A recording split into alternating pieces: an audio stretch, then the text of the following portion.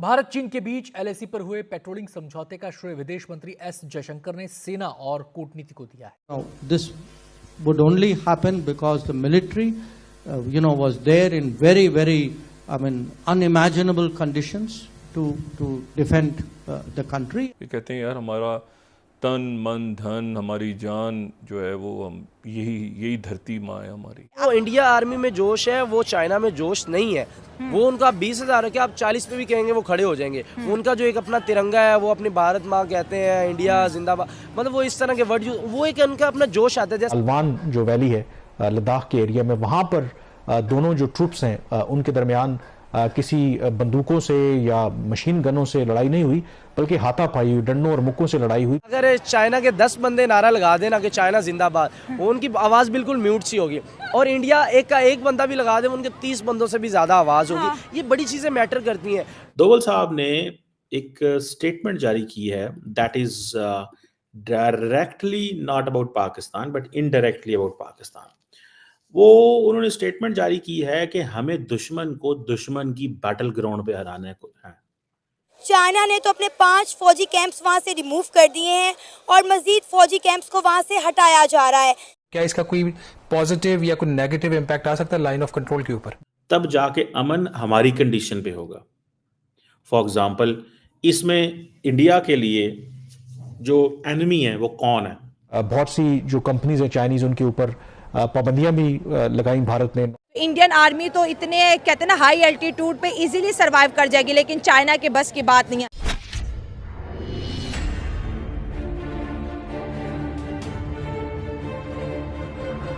नमस्ते दोस्तों, जय हिंद। मीडिया वेब में आपका स्वागत है। दोस्तों, विदेश मंत्री एस जयशंकर ने वास्तविक नियंत्रण रेखा पर गश्त को लेकर चीन के साथ हुए सफल समझौते का श्रेय सेना को दिया है, जिसने बहुत ही अकल्पनीय परिस्थितियों में और कुशलपूर्ण नीति से काम किया। जयशंकर ने छात्रों के साथ बातचीत के दौरान एक सवाल के जवाब में कहा कि संबंधों को सामान्य बनने में अभी समय लगेगा। भरोसे को फिर से कायम करने और साथ मिलकर काम करने में स्वाभाविक रूप से समय लगेगा। जयशंकर ने कहा कि जब प्रधानमंत्री नरेंद्र मोदी ने ब्रिक्स शिखर सम्मेलन से इत्र रूस के कजान में चीनी राष्ट्रपति शी जिनपिंग से मुलाकात की थी, तो यह निर्णय लिया गया था कि दोनों देशों के विदेश मंत्री और राष्ट्रीय सुरक्षा सलाहकार मिलेंगे और देखेंगे कि आगे कैसे बढ़ा जाए। यदि आज हम यहाँ तक पहुँचे हैं तो इसका एक कारण यह है कि हमने अपनी बातों पर अड़े रहने और अपनी बातें रखने के लिए बहुत दृढ़ प्रयास किया है। तो दोस्तों, चलिए आज के वीडियो की तरफ चलते हैं। धन्यवाद।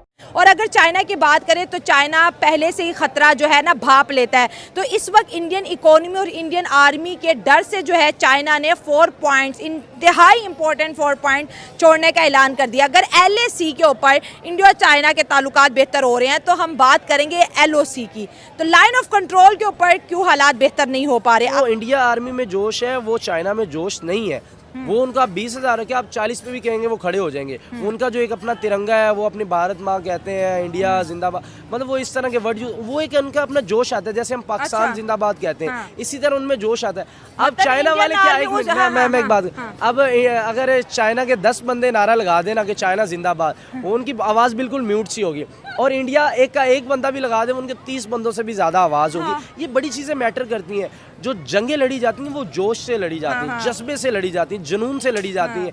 और बैकग्राउंड होता है, सबसे बड़ी क्या ताकत होती है? आपकी आवाम की ताकत होती है। चाइना की आवाम नहीं ये सपोर्ट करेगी, ये चाइना की आवाम कभी भी नहीं सपोर्ट करेगी जंग के लिए। दोस्तों, इंपॉर्टेंट स्टेटमेंट्स आ रही हैं भारत से, जहां भारत के NSA national security adviser Ajit Doval साहब, जिनके बारे में आपको पता है मैं अक्सर ये कहता रहा हूँ कि he is basically eyes and years of prime minister Modi. वो बंदा है जो सोचता है, प्लान करता है नेशनल सिक्योरिटी डोमेन में।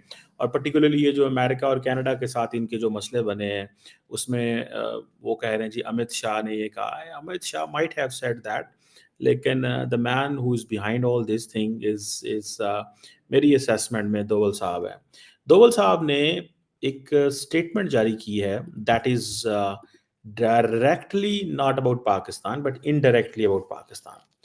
वो उन्होंने स्टेटमेंट जारी की है कि हमें दुश्मन को दुश्मन की बैटल ग्राउंड पे हराना है।